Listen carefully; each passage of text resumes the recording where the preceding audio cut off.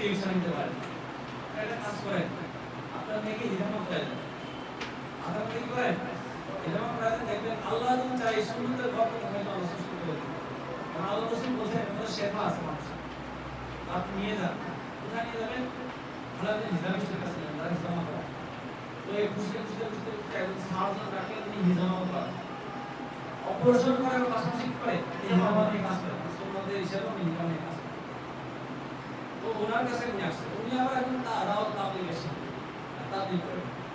তো উনি ওই ইস্তেমাকে জোর হয় এই জোরে যাওয়ার জন্য প্রস্তুতি নিচ্ছে। এই মুহূর্তে বৃহস্পতিবার দিন ওই লোকটা আপনার মেয়েটা নিয়ে আসে, উনি যাবে বের হবে এই মুহূর্তে আসা।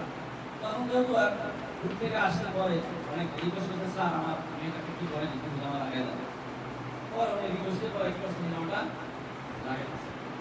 জামা লাগাই দিয়ে বলছে আপনার মেয়েকে আবার 15 দিন পরে নিয়ে আসবেন, আপনি জামা লাগাইছেন 15 দিন পরে আবার লাগাই দেবেন, উনি আবার 15 দিন পর না মেয়েকে নিয়ে আসেন। আনার পরে উনি ওই ডাক্তারকে ধরে হাওমাও করে কান্না করতেছে আর বলতেছে, স্যার আমার মেয়ে 80% ভালো হয়ে গেছে, কিন্তু স্যার আমার একটা প্রশ্ন আছে। কি প্রশ্ন? বলে, স্যার আমার মেয়ের সমস্যা হলো ব্রেনের ভিতরে, হিরোর ভিতরে সমস্যা।